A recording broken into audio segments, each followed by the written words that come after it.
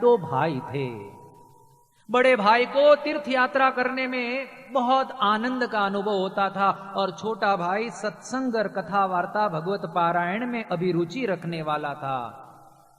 एक बार अधिक मास के समय में बड़े भाई ने छोटे भाई से कहा कि भैया एक बहुत अच्छा पैकेज आया है, 4 धाम की यात्रा, वो भी सिर्फ 21,000 रुपए में, 1 महीने की यात्रा है।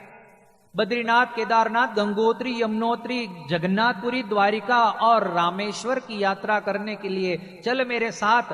छोटे भाई ने कहा कि भाई साहब, हमारे गांव में एक जबरदस्त श्रीमद् भागवत कथा का आयोजन किया गया है और मेरी इच्छा इस कथा को सुनने की है, इसलिए क्षमा कीजिएगा, मैं नहीं आ पाऊंगा।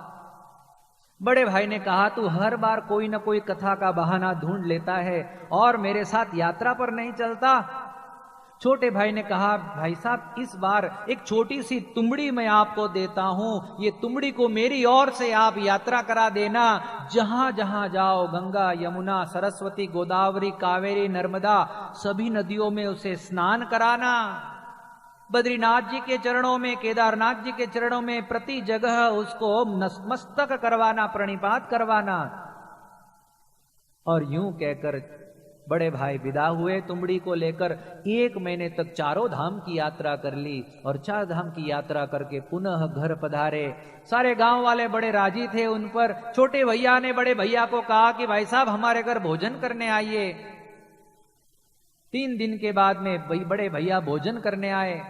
छोटे भाई ने वो तुमड़ी जो थी, वो तुमड़ी ले रखी थी 3 दिनों से, उसे ऊपर से काट कर उसके अंदर पानी भर रखा था 3 दिनों से, और उस पानी को पहले बड़े भैया को पिलाने के लिए कहा कि भैया पहले ये पानी का थोड़ा आचमन कीजिए, ये तुमड़ी को आपने 4 धाम की यात्रा कराई है, ये बड़ी पवित्र तुमड़ी है, ये तो एक पुण्य और भाग्यशालिनी तुमड़ी है, इस तुम्बी पात्र का पानी पहले आपको पीना चाहिए।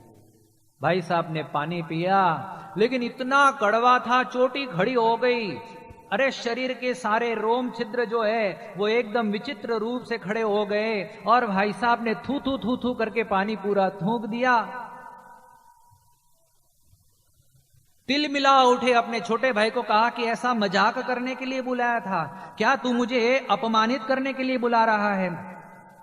छोटे भाई ने कहा, भाई साहब गलती हो गई लगती है, आप एक काम कीजिए, क्षमा कीजिए, 2-3 दिन के बाद पुनः आइएगा। आज तो आपका मुंह बिगड़ गया है और आपका मूड भी बिगड़ गया है, तो चलिए कोई बात नहीं, 3 दिन बाद आना।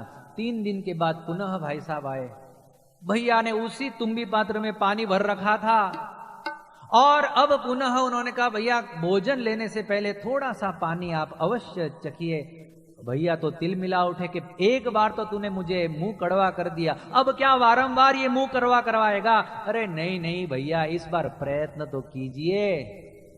छोटे भाई ने, उस बड़े भैया ने दूध वो पानी पिया और पानी पीकर इतनी ठंडक, इतनी शांति का अनुभव हुआ। हमारे गुरु योगी जी महाराज कहते थे कि शरीर के सारे अंग जो है वो पुलकित हो उठे। बड़े भैया ने कहा, भाई बात क्या है? ये तो वही तुमड़ी है जो पहले 3 दिन पहले पानी से भरी हुई थी, आज इसमें ये परिवर्तन कैसे आ गया? तब छोटे भाई ने कहा कि भैया मैंने कांच पेपर लेकर इसके अंदर से, भीतर से सारा जो कचरा था वो घिसकर निकाल दिया, इसलिए इस तुम्बी पात्र में बाद में जो पानी भरा गया वो अमृत जैसा मीठा हो गया। छोटे भाई ने बड़े भाई को समझाया कि देखो भाई साहब, जब तक बाहर से कितना भी आप कर लो साधन, लेकिन जब तक से अंदर का कचरा नहीं निकलता तब तक जीवन में मिठास नहीं आती, और अंदर का कचरा निकालने के लिए ये कथा वार्ता रूपी कांच पेपर की जरूरत पड़ती है। ये कथा वार्ता जीवन में परिवर्तन लाती है। तो ऐसी अद्भुत कथा का हम लाभ लेने जा रहे हैं। कल हमने दक्ष प्रजापति का अद्भुत आख्यान देखा। दक्ष प्रजापति के अहंकार के कारण परस्पर एक दूसरों को श्राप हुए। आज स्वभाव आदमी को दुखी करता है, ये अहंकार हमें जीने नहीं देता। इंग्लैंड में एक सर्वे किया गया था कि टेलीफोन में सबसे अधिक कौन से शब्द का उपयोग किया जा रहा है, और आश्चर्य की बात यह थी कि जब पूरा नतीजा निकला तो पता चला the most used word was I, मैं, सबसे अधिक मैं, आई का उपयोग होता है, मैं। देखो आदमी अपने आप को, ही wants to be the centre of the attraction of everybody, सबके बीच में वो अपने आप को, अरे देखो कई बार तो कितनी हास्यास्पद परिस्थिति उत्पन्न होती है। कोई परिवार का फोटो खींचा जा रहा है, लेकिन कई लोग ऐसे भी होते हैं कि उसमें भी बीच में जाकर घुस जाते हैं। और जब फोटो खींचकर हमारे पास आता है तो देखिए आप, ये मनुष्य की प्रकृति है कि चाहे कोई भी फोटो आपको दिया जाए, उसमें यदि आप होंगे तो सबसे पहला हमारा ध्यान हम पर ही जाता है। मनुष्य स्वकेंद्रीय है, वो उसके हृदय में छुपा छुपा एक अहंकार है। उसके मन में हमेशा यह अभिलाषा रहती है कि लोग मेरी प्रशंसा करें, लोग मुझे जाने, मेरी भी कीमत हो, आई एम समथिंग है, ये दिखाने का प्रयत्न उसे हमेशा जीवन में रहता है। तो ये दक्ष प्रजापति, दक्ष यानी चतुराई, दक्ष यानी सामर्थ्य, दक्ष यानी व्यवहार दक्षता। जब आदमी के जीवन में व्यवहार दक्षता होती है तो वो व्यवहार दक्षता के साथ साथ अहंकार भी साथ में आ जाता है। लेकिन जो बुद्धिशाली आदमी है वो भगवान के कर्तृत्व का स्वीकार करके कि भगवान करता हरता है, भगवान की इच्छा के बिना एक पत्ता भी नहीं हिलता, ऐसा विचार करके वो हमेशा अपने आप को अकिंचन किंकर भाव से मानता है। हम सब तो कठपुतली है, डोर ऊपर वाले के हाथ। बड़ा अद्भुत ये भजन है कि भगवान के आगे हम सब कठपुतली जैसे हैं, भगवान ही करता हरता है। उनके द्वारा हमारे रोम रोम में, हमारे इंद्रिय अंतःकरण में जो संचार होता है, वो संचार के कारण हम जीवन जी सकते हैं। तो अहंकार का परित्याग करना चाहिए। ये बड़ा अद्भुत उपदेश कल हमने प्राप्त किया। और आप देखना कि जो यज्ञ 1000 वर्ष चलने वाला था, वो यज्ञ केवल 1000 मिनट भी नहीं चल पाया। दक्ष प्रजापति, उसका मुंह बकरे का हो गया। शिव जी अपने गणों के साथ अपने कैलाश पर्वत पर भी विराजमान हो गए। अब थोड़े वर्षों के बाद में वो जो दक्ष प्रजापति थे उनको प्रमोशन प्राप्त हुआ।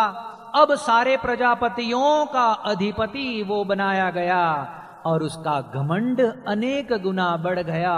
उसने एक अद्भुत यज्ञ का आयोजन किया, केवल एकमात्र शिवजी को दिखाने के लिए, उनका तिरस्कार करने के लिए, उनकी अवज्ञा करने के लिए। यज्ञ में पूरे ब्रह्मांड के सभी जीवों को निमंत्रण दिया गया था। बड़े बड़े देवता अपने विमानों में आरूढ़ होकर कैलाश पर्वत से जब निकलते थे तो पार्वती के मन में ये जिज्ञासा हुई। सती ने कहा कि वही क्या बात है, अचानक इतनी फ्लाइट आजकल क्यों उड़ने लगी है।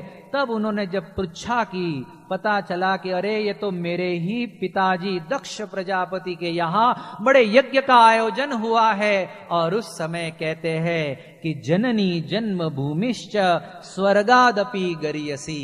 जननी यानी माता, जन्मभूमि, इन दोनों के दर्शन करने की तीव्र उत्कंठा सती के हृदय में पैदा हुई। सती ने अपने पति ऐसे शिवजी को कहा कि मैं भी तुम्हारे साथ मेरे पिता के यज्ञ में जाकर मेरी बहनों को, मेरी मौसियों को, मेरी माता को और मेरी सहेलियों को मिलना चाहती हूँ। इसलिए हे मेरे पति देव शिव जी, हे महादेव जी, चलिए अब हमें प्रयाण करना चाहिए। तब शिव जी ने कहा कि देखो सती, बिन बुलाए किसी के यहां जाना ये ठीक नहीं होता। सती ने सामने तर्क करते हुए कहा कि गुरु के यहां, पिता के यहां, भ्राता के यहां, वहां जाने में निमंत्रण कार्ड की कोई जरूरत नहीं है। शिव जी ने कहा कि सती, तेरा तर्क बहुत ही ठीक है, किंतु इस समय तेरे जो पिताजी है, वो पिता को मेरे प्रति मन मुटाव हो गया है, वो मेरे प्रति राग द्वेष रखते हैं। इसलिए ऐसे समय में यदि तू मेरी पत्नी होकर यहां वहां तेरे पिता के द्वार पर जाएगी तो उसमें तेरा कोई भला नहीं होगा, तेरा अनादर होगा, तिरस्कार होगा, तेरा अपमान होगा। और शास्त्रों में ऐसा विधान है कि संभावितस्य चा कीर्ति मरणाद अतिरिच्यते। लोक में प्रतिष्ठित पुरुष का जब अपमान किया जाता है तो वो अपमान उसे मृत्यु से भी बदतर लगता है। इसलिए सती मेरी तो ये सलाह है कि तू तेरे पिता के यज्ञ में जाने का मन जो है, उस तेरे मन को तू छोड़ दे, शांत कर दे तेरे विचार को। लेकिन सती से ये सलाह जो है वो मानने में नहीं आई। थोड़ी थोड़ी क्षणों में वो घर से बाहर निकल जाती थी। रास्ते पर जाकर विमानों को देखकर हृदय में अभिलाषा उत्पन्न होती थी कि मैं भी मेरे पिता के यज्ञ में पहुंच जाऊं और वहां मेरे सगा स्नेहियों से मिलूं।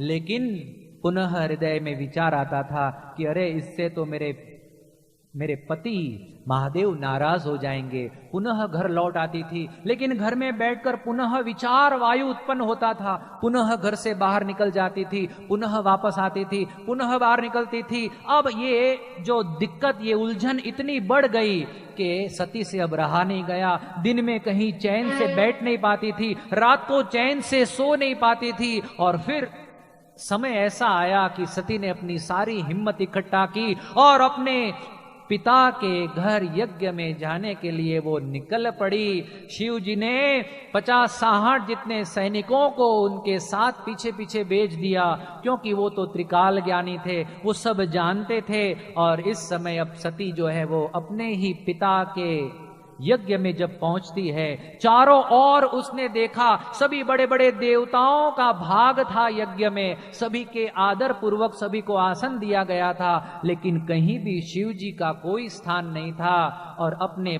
पति का ऐसा अनादर देखकर सती हृदय से एकदम दुखी हो गई। उन्होंने पिताजी को चरण स्पर्श किया, लेकिन पिताजी ने मुंह मोड़ लिया। पिताजी ने उसके सामने देखा तक नहीं, उसकी तनिक मधुर वचनों से आओ भगत भी नहीं की। इससे सती जो है वो एकदम दुखी हो गई। उसने अपने माता को मिलकर अपनी माँ को मिली, माँ ने बड़े प्रेम से उसे गले से लगाया। सती की बहनों ने, सती की मौसियों ने बड़े प्रेम से उसे गले से लगाया। लेकिन सती का हृदय इतना दुखी हो गया था कि माँ के प्रेम देने के बावजूद वो पिता का अनादर उसको एकदम दुखी कर गया। उस समय सती ने सभी लोगों के सामने ये प्रतिज्ञा करते हुए कहा कि आज इसी समय मैं मेरे प्राणों का त्याग करना चाहती हूं, क्योंकि मेरे पिता ऐसे दक्ष प्रजापति ने मेरे पति का ऐसा घोर अपमान किया है। जो शिव जी अजात शत्रु है, जिनका अभी तक कोई शत्रु ही नहीं पैदा हुआ, ऐसे अजात शत्रु ये शिव का उन्होंने ऐसा अपमान किया है। तो मैं मेरे पिता के द्वारा प्राप्त हुआ ये शरीर जो मेरे पिता की प्रसादी है, लोग मुझे दाक्षायणी कहेंगे, तो मैं किस प्रकार से अपना सिर ऊंचा करके उनके साथ बात कर पाऊंगी। ये दाक्षायणी शब्द का मुझे परित्याग करना है। और उस समय उत्तर दिशा में जाकर ये सती ने अपने श्रीअंग में वायु और अग्नि की धारणा की और अपने शरीर को उसी समय जलाकर त्याग कर दिया। लोगों ने दक्ष प्रजापति को बहुत समझाया, कहा कि अरे तुम्हारा ही खून है, तुम्हारी ही पुत्री है, तुम्हारा ये अविभाज्य खून है, इसलिए इसे विनयी वचनों से मना पटाकर इसको निवृत्त करो। लेकिन दक्ष प्रजापति ने किसी की एक नहीं सुनी। तो अहंकार के कारण आज आप देखिए कि कितना बड़ा एक सत्यानाश पारिवारिक जीवन में होता है। इस पूरी घटना को आप केवल एक पौराणिक कथा के रूप में मत देखिए, लेकिन आज परिवार में भी देखिए आप, ऐसी ही स्थिति है। पति पत्नी के बीच में, पिता पुत्र के बीच में, दो भाइयों के बीच में जो मनोमालिन्य होता है, जो मन मुटाव होता है, रिश्तों में जो दरारें पड़ती है, उसके पीछे कहीं ना कहीं सबसे बड़ा कोई कारण हो तो वो कारण हमारा अहंकार है, हमारा हठाग्रह है, हमारे हृदय का राग द्वेष है। तो श्रीमद् भागवत में ये दक्ष प्रजापति के आख्यान से हमें ये बात समझाई जाती है कि हमें हमेशा अहंकार का त्याग करना चाहिए।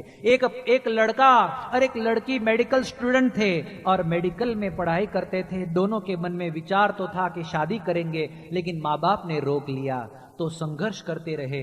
उन्होंने इंतजार करने में ही भलाई समझा। 2 साल निकल गए, MBBS हो गए, MS हो गए, 4-5 साल निकल गए, FRCS की पढ़ाई कर रहे थे। तब माता पिता ने कहा ठीक है भाई, जब आप लोगों ने मन में ठान ही ली है तो हम कौन होते रोकने वाले। शादी हो गई, FRCS की पढ़ाई पूर्ण हो गई थी।